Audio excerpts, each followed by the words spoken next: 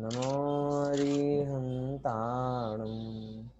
नमो सिद्धाणं नमो आयर्याणं नमो अध्यायाणं नमो लोये सौवसाऊणम् मोक्षमार्गस्य नेतारं वेत्तारं कर्मभूव्रतां ज्ञातारं विश्वतत्त्वानं वन्दे तद्गुणलाभम्। वंदे तद्गुण तत्वार सूत्र में अपनी चर्चा कल इस प्रकरण पर हुई थी कि कौन से जीव शैनी हैं और कौन से जीव असैनी हैं, और सैनी जीव कौन सा विशेष काम कर सकते हैं। तो सैनी जीवों के विशेष काम में वैसे जो भी हम विशेष काम करते हैं वो सब सैनी जीव ही का लक्षण है, लेकिन फिर भी कुछ विशेष चीज़ें जो हमने सीखी थी कि सैनी अपने आप को सरल भाषा में कहें शिक्षा के माध्यम से, उपदेश के माध्यम से इम्प्रूव करता है। असैनी जीव अपने आप को सुधारता नहीं। ज्ञान का क्षयोपशम और संगनीपना ये दो अलग अलग चीजें हैं। ज्ञान का क्षयोपशम सबको होता है, लेकिन सैनीपना सबको नहीं होता। बराबर ना? फिर से, ज्ञान का क्षयोपशम सबको होता है, लेकिन सैनीपना सबके लिए नहीं होता। ये सैनी थोड़ी अलग चीज है। अलग चीज कैसे है कि इसमें कुछ चीजें शामिल होती हैं, जिसे हमने कल इसके बारे में समझा था कि सैनी की क्या विशेषताएं होती हैं। क्या विशेषताएं बताई थी कल सैनी की? देखो, ये चीजें जो हमने सैनी के बारे में ली थी। हित अहित का त्याग कर सकता है, इच्छा पूर्वक उसकी सब एक्टिविटी होती है, उपदेश ग्रहण कर सकता है, प्रश्नों का उत्तर दे सकता है, और नाम बुलाने पर उसके सन्मुख हो सकता है, इत्यादि तमाम चीजों पर चर्चा की थी। विस्तार तो और भी बहुत सारा हो जाएगा। और यहाँ पर एक प्रश्न आके अटक गया था कि केवली भगवान संगनी है या असंगनी है। देखो, जब किसी भी करणान योग के अज्ञानी जीव से प्रश्न किया जाएगा तो उस अगर वह बिना सोचे उत्तर देगा तो एक ही उत्तर देगा, असंगनी थोड़ी, संगनी होंगे ना। समझ में आया? लेकिन जैन धर्म कहता है भैया, संगनी होना मतलब मन का होना, और मन का होना मतलब मन के विकल्पों का होना, मन के द्वारा जानना होना, खंड खंड होना। तो आपको असैनी से सैनी होना अच्छा लग रहा होगा, लेकिन सैनी होना भी अच्छा नहीं है। देखो, समझना क्या कह रहा हूं। फिर से, हम जब लोग चॉइस करते हैं तो हम दो ही ऑप्शन विचारते हैं, एक तो असैनी है और एक सैनी। असैनी है वो विचार नहीं कर पा रहा है, सैनी वो विचार कर रहा है। असैनी सीखता नहीं है, सैनी सीखता है। असैनी जिस दशा में जन्म लेता है वैसे ही मर जाता है, सैनी अपने आप को इम्प्रूव करता है। यानी इस कंडीशन पे तो हमें सैनी जीव, समनस्क जीव बेटर दिख रहा है, लेकिन हम वहीं ये भूल जाते हैं कि अच्छा विचारे चाहे बुरा विचारे, चल तो विचार ही रहा है ना, चल तो विकल्प ही रहा है ना, सुधर रहा है, मतलब पूरी तरीके से सुधरा नहीं है ना, खंड खंड जान रहा है ना, राग द्वेष कर रहा है ना। तो ये जो सैनी के जो गुण हैं, वो सैनी के गुण सिद्धों में नहीं होते। इसीलिए सिद्ध भगवान को सैनी कहना उनका गुणगान नहीं है, उनका अपमान है। तो सिद्ध भगवान कैसे हैं, केवली भगवान कैसे हैं? केवली भगवान सैनी और असैनी दोनों नहीं है, क्योंकि अगर उन्हें असंगनी माना जाए तो मन रहित मानना पड़ेगा, द्रव्यमन आदि रहित मानना पड़ेगा, और संगनी माना जाए तो मन के जो जो काम है और उस मन के विकल्पों से परे जाने का नाम ही सिद्धत्व है, मुक्ति है, उसका क्या होगा? इसीलिए शास्त्रकारों ने हमेशा सिद्धों को न सैनी न सैनी ऐसा कहा गया है। क्या बोला है? ना सैनी ना असैनी, कि वो ना तो सैनी है और ना असैनी है। पॉइंट समझ में आया? असैनी नहीं है इसका मतलब सैनी है ऐसा नहीं, सैनी भी नहीं है क्योंकि उनको मनजन्य कोई विकल्प नहीं है, उनको कुछ सीखना सुधरना अपूर्णता बाकी नहीं है, इसीलिए सैनी भी नहीं है। और जानते सब कुछ हैं इसीलिए असैनी भी नहीं है। बराबर। देखो क्या कहते हैं, केवली भगवान के क्या नहीं पाया क्या पाया जाता है? द्रव्य मन पाया जाता है। द्रव्य मन मतलब क्या? द्रव्य मन मतलब क्या? द्रव्य मन की कौन परिभाषा बोलेगा? सर 8 पंखुड़ी वाला आकार वाला जो सरस सरस सरस। पुतल का हिस्सा होता है वो। हाँ, पुद्गल की वह संरचना जो 8 पंखुड़ी के आकार वाली होती है। बराबर, 8 पंखुड़ी के कमल के आकार के जैसी होती है। और जो काम हम, जैसे हर इंद्रिय के अलग अलग काम होते हैं ना, और उसकी एक अलग अलग बाहरी चिन्ह होता है, वैसे ही मन के द्वारा अगर कोई काम करना हो तो मन के द्वारा किए जाने वाले काम में भी एक पार्ट हेल्प करता है, उसका नाम है द्रव्य मन। ओके, ये बहुत अलग प्रकार का, बहुत पावरफुल उसकी यूनिट है। जैसे कि अगर आप देखेंगे ना तो आपको पता चलेगा कि जैसे मोबाइल होता है ना, मोबाइल, तो मोबाइल में बाकी 50 चीजें होती हैं।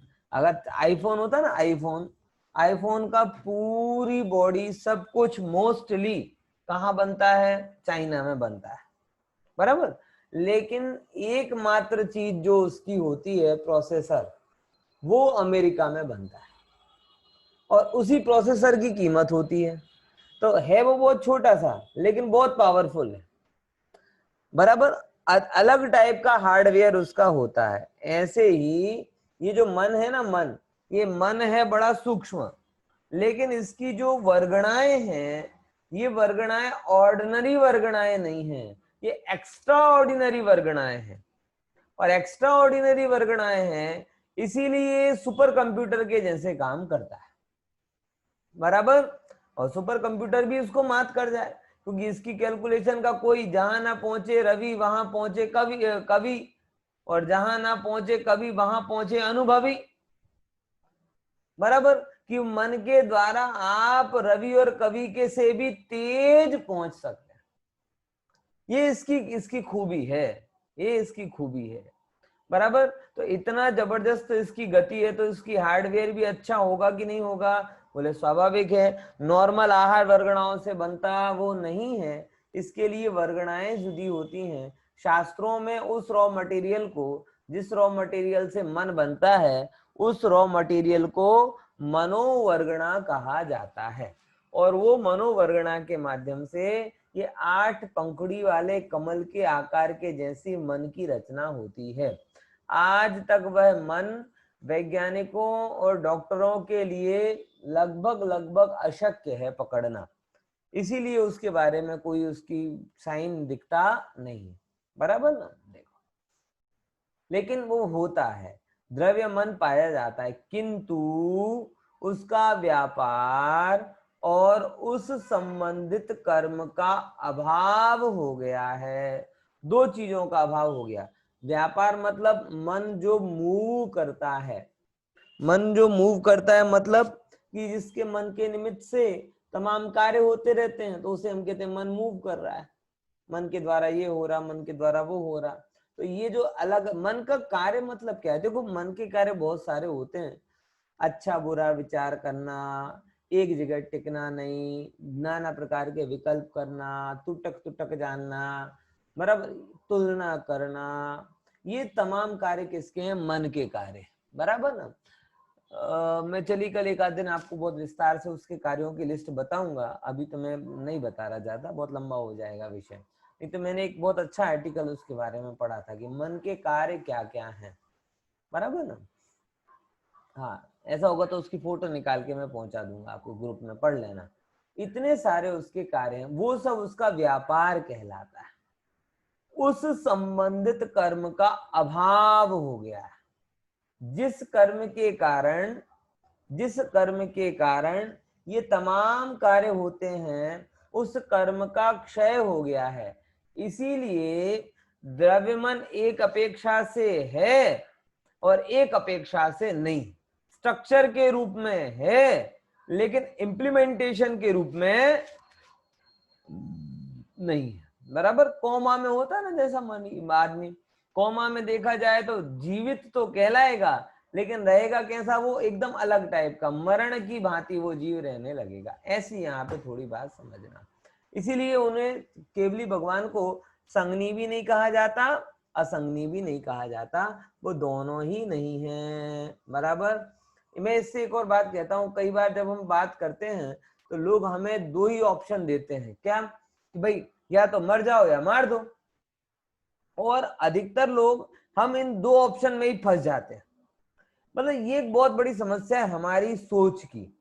किसी ने हमारे सामने दो ऑप्शन रखे, आइदर या और, तो हम या तो ये करेंगे या वो करें, या तो सुन के रखो या सुना दो। अरे भाई सुनकर अनसुना भी तो हो सकता है। एक बार एक बहन ने मेरे से प्रश्न किया, कोई दो उपाय है मेरे पास में, कौन कौन से? बोले या तो सुन के अपने अंदर में दबाती जाऊं कषायों को, या बाहर निकाल दूं। तो मैंने दो ही क्यों है, तीसरे पर विचार क्यों नहीं करते? हमेशा सत्य आपके फिक्स स्ट्रक्चर में सामने नहीं होता, हमेशा दो के अलावा तीसरा मार्ग होता है। बराबर समझ में आया? तो हमेशा जो लोग ऐसा बोलते हैं मर जाएंगे या मार देंगे, ऐसा नहीं होता भाई साहब। ना मरना है ना मारना है, ना सुनना है ना सुनाना है, ना सहन करना है ना दमन करना है, दोनों ही नहीं करने। हमेशा सत्य इन दो के बीच में होता है, बिटवीन द लाइन ट्रुथ होता है। तो केवली भगवान का जो सत्य है ना, वो सत्य बिटवीन द लाइन है। मतलब ना तो संगनी में आएंगे ना असंगनी में आएंगे। मैं आपको हमेशा ये बात कहना चाह रहा हूं, कोई भी आपको अपने ऑप्शन में फंसाना चाहे, कौन से, कि भाई अब कि जैसे हर जगह दो लोग दो ही ऑप्शन करते हैं। कैसे दो ऑप्शन? बोली या तो पूजन पाठ करना बंद कर दो या खूब करो। ये क्या तरीका है? अरे भैया हम बंद करने की बात नहीं कर रहे, खूब करने की बात नहीं कर रहे, बात तो ये है कि समझ कर करो और समझे बिना जो जो करते हो बंद कर दो। हर जगह व्यक्ति दो ही ऑप्शन में आपको उलझा देते हैं। लोग संसार में भी ऐसी बातें करते हैं, बहुत बड़ी डींगे हाँकते हैं। क्योंकि देखो अपने को तो धर्म कैसा करना अच्छा लगता है, या तो करो तो साधु बन जाओ, और अगर साधु नहीं बनना है तो गृहस्थ में जैसे संसार में चलता है वैसे करो। अरे भाई दो के अलावा तीसरा मार्ग है कि घर पे रहकर भी गेही पे ग्रह में न रचे ज्यों जलते भिन्न कमल। आप तीसरे मार्ग पर मेहनत करो। बात समझ में आ रही कि नहीं आ रही? संसार अतिवादी हो रहा है, वो सत्य की दो दो एक्सट्रीम पोजीशन को लेकर चलता है, या तो ये करेंगे या वो करेंगे, या तो बिल्कुल धर्मात्मा बन जाएंगे या बिल्कुल पापी बन के रहेंगे। ये कभी सत्य ऐसे अनुभव में नहीं आता, ये सत्य कोई दो एक्सट्रीम लेवल पे नहीं पकड़ में आ रहा, सत्य हमेशा बिटवीन द लाइन होता है। बात समझ में आ रही कि नहीं आ रही?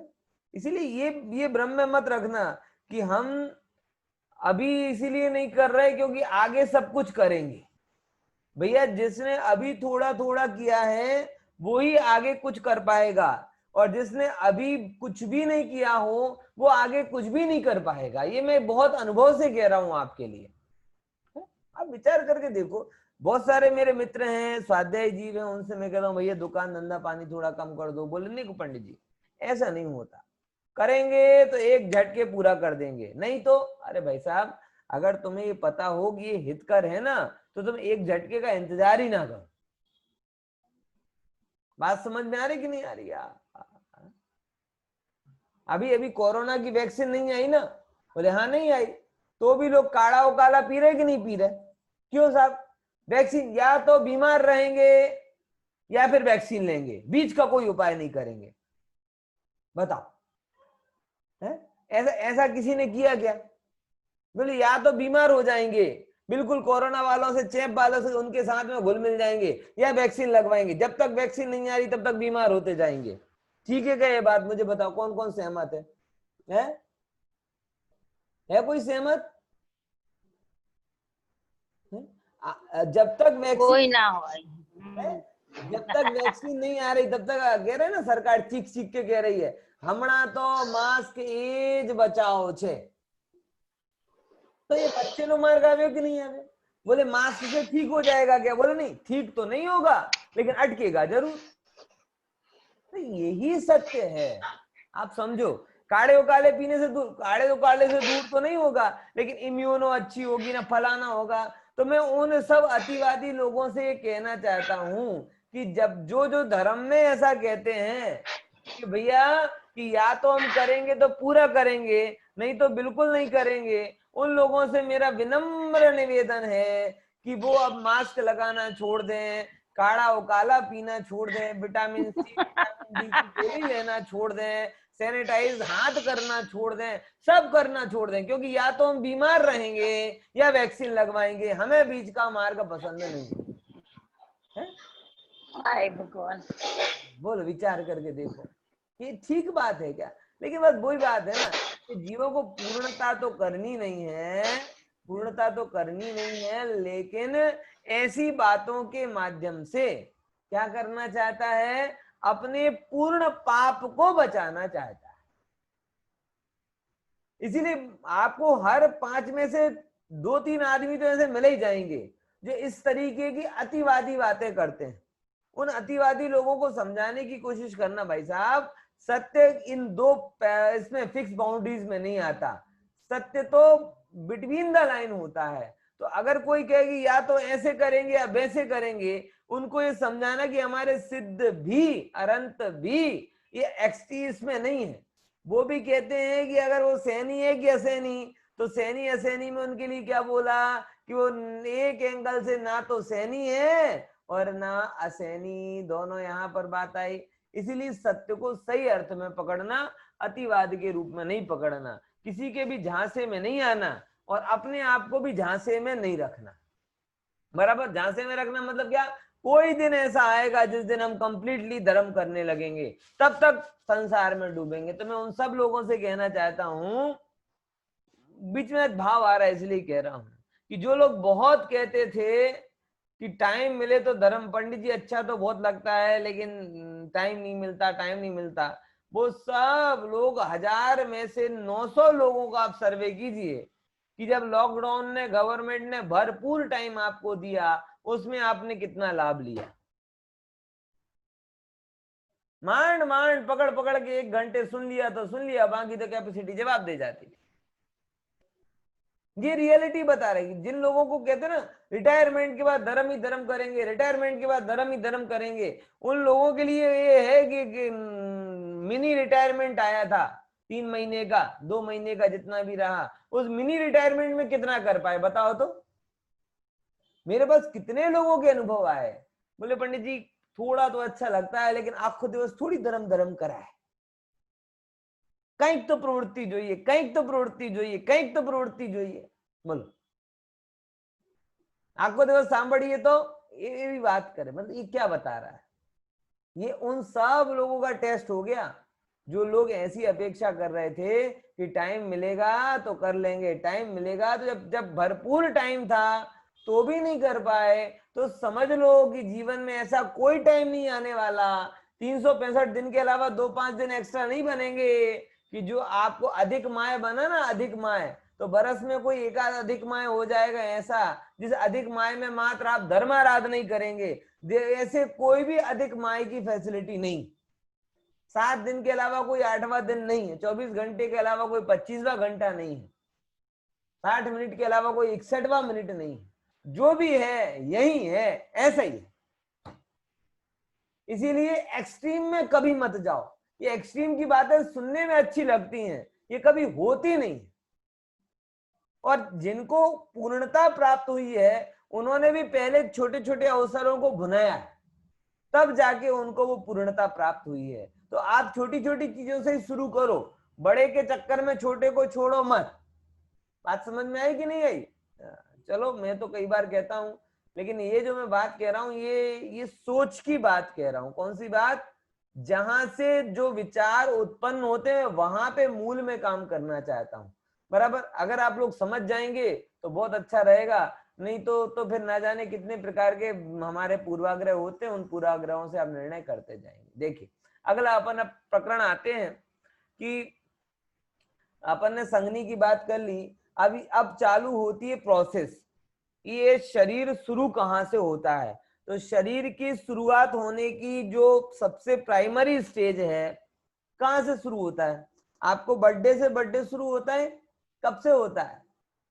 बर्थडे से पहले आप 9 महीने गर्भ में रह जाते हो, तब से। और तब से नहीं, वो 9 महीने के पहले भी जब आप पुरानी पर्याय को छोड़कर दूसरी पर्याय धारण करने जाते हो, उतने में भी आपका नई पर्याय का आयु कर्म लॉस होने लगता है। बात समझ में आई? फिर से मेरी बात को समझ में आया? सारी दुनिया बर्थडे के नाम पर पागल हुई जा रही है। बर्थडे मतलब क्या है? जन्मदिन। जन्मदिन मतलब क्या माने? जन्मदिन मतलब क्या माने? ये शरीर का पैदा होना। तो शरीर का पैदा होना क्या अचानक हो गया कि 9 महीने तक पेट में क्या हुआ? शरीर मतलब क्या? वो वर्गणा है जो शरीर रूप बदलती हैं, उनका इकट्ठा होना, उनका बनना और आत्मा का वहां रहना। आज समझ में आ रही कि नहीं आ रही? तो वो वर्गणाएं आपको जब जन्म लिया तब से नहीं आई, जैसे ही गर्भ में पहुंचे तब से आपकी वर्गणाएं चालू थी। अरे करणानी योग तो ये कहता है गर्भ में जाने के पहले भी इस पर्याय को पूरा करके जो बीच में दूसरी पर्याय में आप गए, तब से आपका आयु कर्म क्षीण हो रहा है। अगर मैं त्रियंच की पर्याय को छोड़कर मनुष्य की पर्याय में उत्पन्न होने जा रहा हूं, तो त्रियंच की पर्याय छोड़ी और बीच की जितनी पर्याय रही ना, उतने में भी मेरे 3 समय आयु कर्म के खिर गए। यानी कहां हमें पता चलता है कि हमारा जन्म कब हुआ? गांडे हो जाते हैं, पागल हो जाते हैं। आज मेरा जन्मदिन, आज मेरा जन्मदिन, आज मेरा जन्मदिन, आज प्राइज दो, आज ये दो, आज वो दो, फला ना करो। बोलो, विचार करके देखो।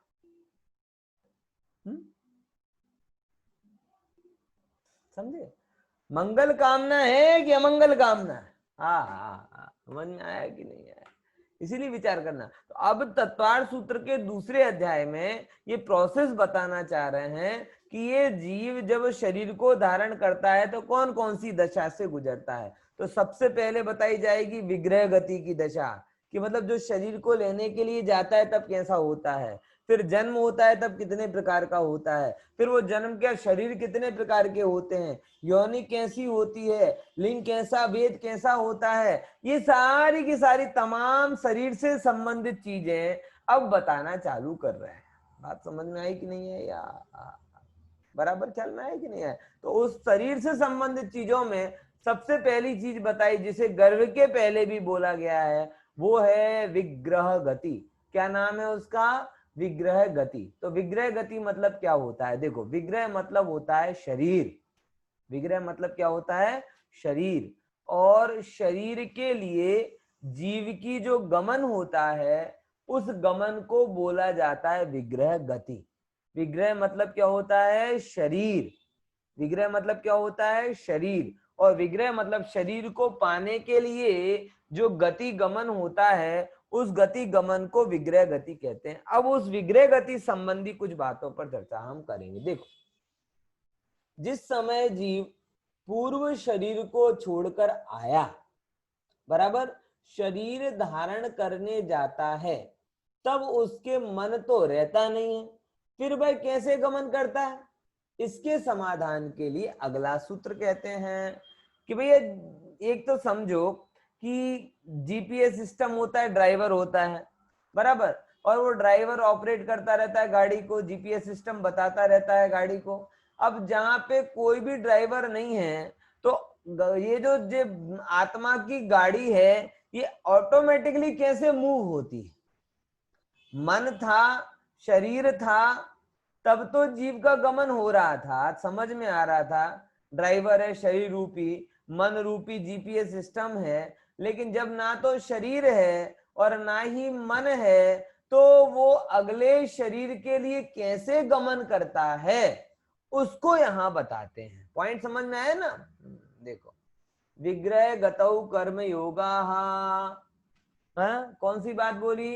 विग्रह गतौ मतलब विग्रह गति में कर्म योग होता है, मनोयोग नहीं होता, बराबर, और शरीर का भी योग नहीं होता, बराबर, मतलब शरीर रूपी ड्राइवर नहीं होता और मन रूपी जीपीएस सिस्टम नहीं होता, लेकिन कर्म का प्रोग्राम होता है। क्या होता है? कर्म का प्रोग्राम। और उस प्रोग्राम के कारण उसके अंदर में जो फिक्स हो जाता है उसके अकॉर्डिंग वो चलता रहता है। बराबर समझ में आएगी? नहीं है? आप देखो ना, वो एक गाड़ी होती है ना, गाड़ी, वो अभी वेदांत जैसे खेलता हो ना गाड़ी को, तो उसको ऐसे पीछे खींचो तो पीछे खींचने के बाद में आगे चली जाती है। जाती कि नहीं जाती? आगे ले जाने वाला कोई बल नहीं है, लेकिन जिसके हिसाब से पीछे खींची ना, वो पीछे खींचने के ही कारण से वो आगे जाता है। पॉइंट समझ में आया? पीछे खींचना आगे जाने का कारण बनता है, क्योंकि पीछे खींचना उसके अंदर में एक प्रोग्राम है कि जैसे ही आप उसे पीछे खींचते हो उसके अंदर में एनर्जी क्रिएट हो जाती है और वो एनर्जी धीरे धीरे धीरे धीरे रिलीज होती है और उस रिलीज ऑफ एनर्जी से क्या कहते हैं, वो आगे चलता है। पहले के इसे आप एनर्जी के समझते थे ना, पहले घड़ी, घड़ी, चाबी वाली घड़ी है, वो अलग टाइप की एनर्जी होती है कि जैसे आपने चाबी वाली उसमें क्या कर दिया, आपने चाबी भर के एनर्जी उसमें छोड़ दी, अब वो धीरे धीरे मूव होगी और धीरे धीरे मूव होते होते वो ऑटोमेटिकली उस दशा को पहुंच जाएगी जहां पे वो दिन भर आपकी घड़ी चलती रहेगी। अब उसके लिए कोई प्रोग्राम नहीं है, जीपीएस नहीं चला रहा उसको, कोई ईंधन नहीं है, लेकिन पुराना जो उसका संचित कर्म है, वो पुराना संचित कर्म ही घड़ी को चला रहा है। ये दृष्टांत समझ में आया कि नहीं आया है? अभी तो पता नहीं ये चाबी वाली घड़ियाल कितने लोगों ने देखी होगी, लेकिन इस क्लास को अटेंड करने वाले तो सब लोगों ने देखी हो। हमसे एक पीढ़ी वाले बाद वाले लोगों ने भले नहीं देखी हो, लेकिन मेरी पीढ़ी तक के लोगों ने तो चाबी वाली घड़ियाल देखी। समझ आया? अभी वेदांश और वैदेही को समझाना होगा ना कि चाबी वाली भी घड़ी होती थी, तो आश्चर्य करेंगे, ऐसी भी कोई घड़ी होती थी क्या कि जिसमें रोज सुबह उठ के चाबी भरो? ये चाबी क्या है? ये चाबी आपके संचित कर्म है। तो एक बार आपने भर दी तो आपको भरने की जरूरत नहीं रहती, कोई प्रोग्राम नहीं रहता, लेकिन वो भरी हुई चाबी ऑटोमेटिकली दिन भर आपको मार्ग बताती रहती। ऐसे ही विग्रह गति में भी यही है। विग्रह गति में ना तो आपके पास में मन है और ना ही आपके पास में तन है, तो मन भी नहीं है, ये आहाराकादि वैक्रियकादि तन भी नहीं है, लेकिन क्या है, बोले आपने आहारक और वैक्रियक आदि शरीर के माध्यम से और मन के माध्यम से जो कर्म बांधे थे ना, कर्म, वो कर्म है और वो संचित कर्म की चाबी से ही आपका गाइडेंस हो रहा है। बराबर? तो विग्रह गति में कारमाण काय योग होता है। कौन सा काय योग होता है? कारमाण, कर्म रूपी काय योग, कारमाण काय योग होता है। और वो संचित कर्म आपको गाइड करते हैं कि आपको कहां जाना है। ये प्रोग्राम है, ये वो नेविगेशन प्रोग्राम नहीं है, ड्राइवर वाला प्रोग्राम नहीं है, ये कारमाण कार्य योग है, यानी संचित कर्म है। देखो उसका खुलासा आगे करते हैं, बहुत अच्छी बात है। तीन विग्रह गति की तीन व्याख्याएं की हैं, विग्रह गति की तीन अर्थ किए गए हैं। कौन कौन से? देखो, एक तो मैंने बताया था, दो और आप लोग समझ जाइएगा कि विग्रह मतलब शरीर, और शरीर के लिए जो गति होती है उसे विग्रह गति कहते हैं। एक एग्जांपल, एक डेफिनेशन उसकी, विग्रह यानी क्या? शरीर, और जो गति शरीर के लिए हो वो गति विग्रह गति कहलाती है। क्लियर? बड़ी सरल सी बात है, शरीर को पाने के लिए जो गति होती है वो गति विग्रह गति कहलाती है। देखो ये बहुत अच्छी बात है कि जिस लक्ष्य को लेकर आप चलते हो वो कार्य वैसे कहे जाता है। अगर आप मोक्ष को लेकर कोई भी काम कर रहे हो तो आपकी गति मुक्त गति कहलाएगी, लेकिन लक्ष्य ईमानदारी के साथ में बना हुआ होना चाहिए। कौन सा लक्ष्य? ऐसा नहीं हो कि डबल स्टैंडर्ड रखो आप। ये धर्म के मामले में जो सबसे बड़ी भूल है वो यही भूल है कि जहां पर सिंगल पॉइंटेड एजेंडा होना चाहिए वहां पर हमने मल्टी पॉइंटेड एजेंडा बना दिया। मेरी बात को समझ रहे हो कि नहीं समझ रहे? फिर से, धर्म करने का एक सिंगल पॉइंटेड एजेंडा होना चाहिए, बिल्कुल सिंपल। कौन सा?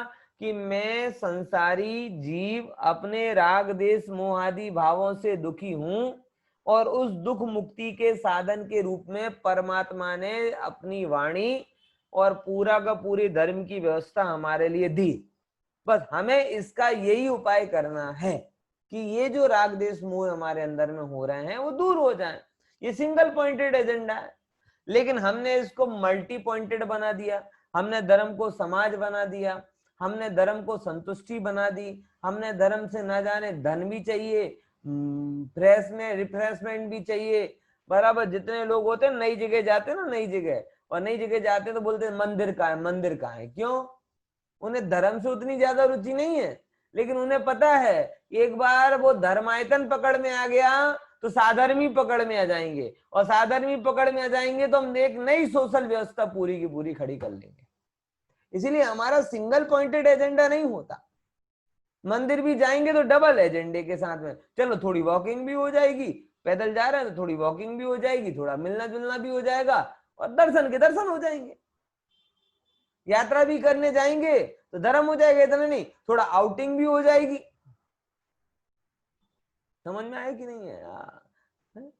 भक्ति भी करेंगे तो वो नहीं, बस थोड़ा मनोरंजन भी, फ्रेश भी हो जाएगा, माहौल चेंज हो जाएगा, वगैरह वगैरह वगैरह।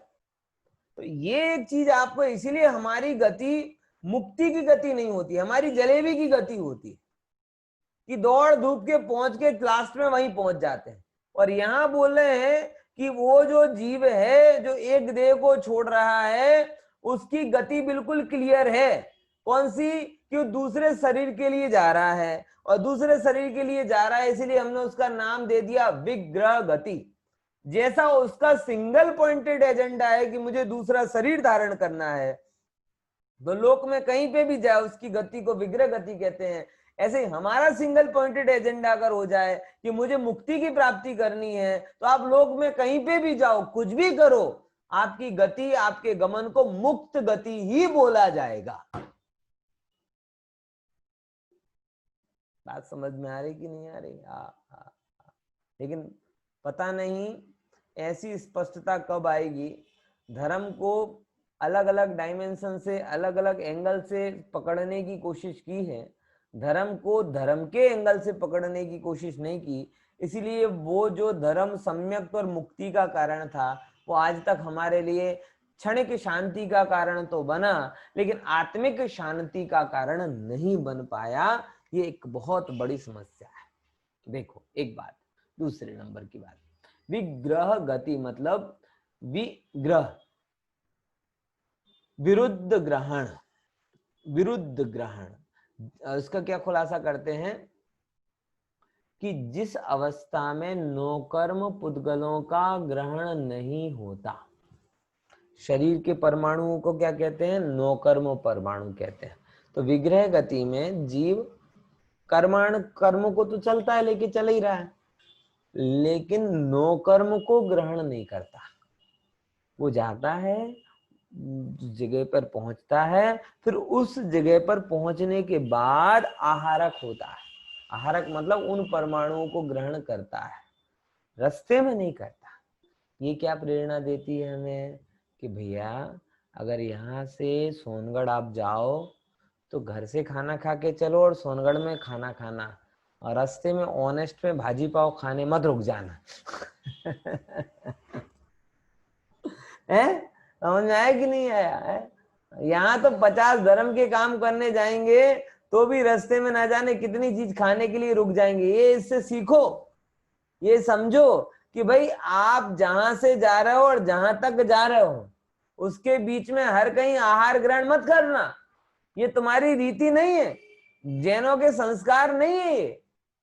लेकिन क्या करें, हमारे लिए वो न जाने कौन कौन सी गति के संस्कार होते हैं, तो यहाँ का भी छोड़ते हैं, वहां का भी छोड़ते हैं, और बीच का पकड़ते हैं। सत्यानाशी दृष्टिकोण, क्या करोगे? चलो 2 बातें हो गई ख्याल में।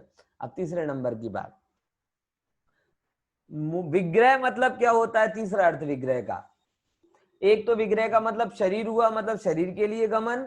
विग्रह मतलब विरुद्ध ग्रहण, कि जो आत्मा से विरुद्ध क्या है? नौकर परमाणु। तो जहां पे विरुद्ध परमाणु का ग्रहण नहीं होता वो विग्रह गति। और तीसरे नंबर विग्रह मतलब मोड़ा, टर्न।